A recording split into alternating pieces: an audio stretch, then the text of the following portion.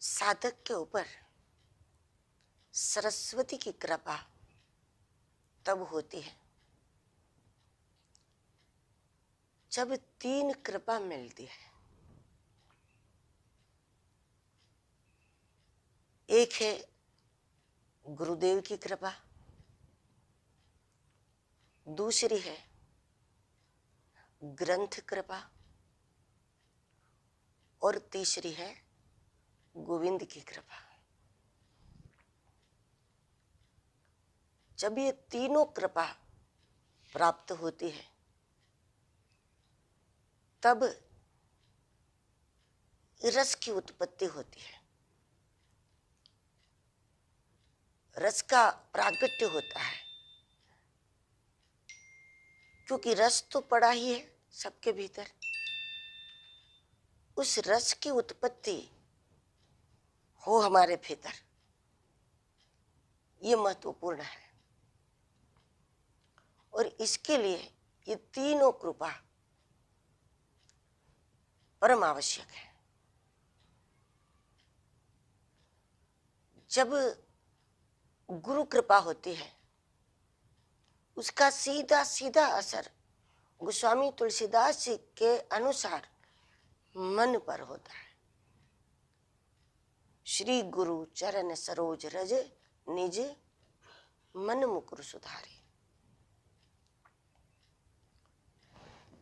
दुनिया को देखने का नजरिया ही बदल जाता है।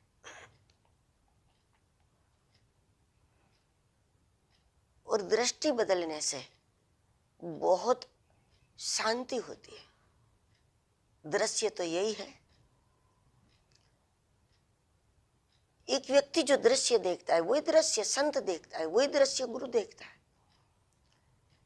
लेकिन जो कमाल है वो दृश्य में नहीं है, कमाल तो दृष्टि में ही है जो गुरु देते हैं। सुमिरत दिव्य दृष्टि ही होती। परमात्मा आंख देते हैं, सदगुरु दृष्टि देते हैं। परमात्मा की दी हुई आंखों से परमात्मा नहीं दिखता। भले ही आंखें भगवान ने दी है, लेकिन भगवान की दी हुई आंखों से तो संसार दिखता है, भगवान किसी को नहीं दिखता। लेकिन सदगुरु की दी गई आंखों से यानी कि दृष्टि से भगवान दिखता है, फिर संसार नहीं रहता। सिया राम में सब जग जानी हो जाता। और जब ग्रंथ कृपा होती है तो ग्रंथों के अध्ययन मनन चिंतन, इससे बुद्धि निर्मल होती है। उसे विचारधारा में सात्विकता आ जाती है। एक वस्तु को देख करके पहले जो विचार आता था उसमें, और ग्रंथों का अध्ययन करने के बाद उसी पदार्थ को देख करके जो विचार हमारे अंदर उठता है, उसी घटना को फिर हम एक अलग ही प्रकार से समझने लगते हैं। तो ग्रंथों के अध्ययन का असर बुद्धि पर होता है और परमात्मा की गोविंद की कृपा से धीरे धीरे चित्त निर्मल होता है। क्योंकि गोविंद का ध्यान हमारे चित्त पर ही है। जैसे कन्हैया का ध्यान पूरा का पूरा गोपियों के घर में मक्खन कहाँ पड़ा है उसी पर है, उसको वही चाहिए, उसको वही चुराना है। उसी प्रकार गोविंद का ध्यान हमारे चित्त पर है, चित्तरूपी माखन पर है। इसीलिए उसकी कृपा से हमारा चित्त निर्मल हो जाता है।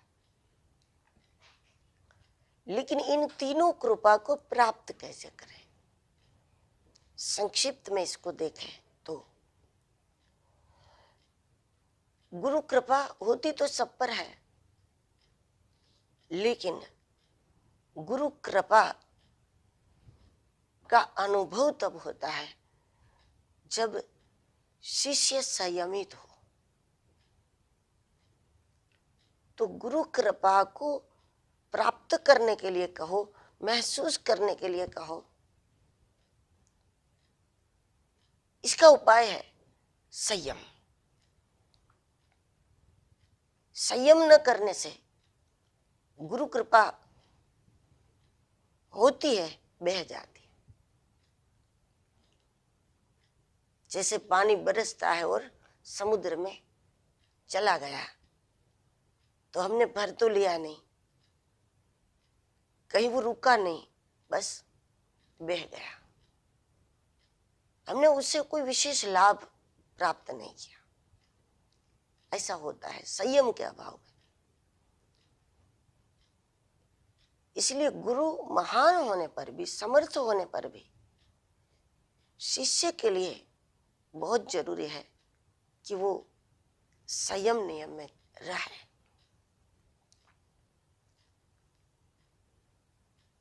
ग्रंथ कृपा होती है अध्ययन से।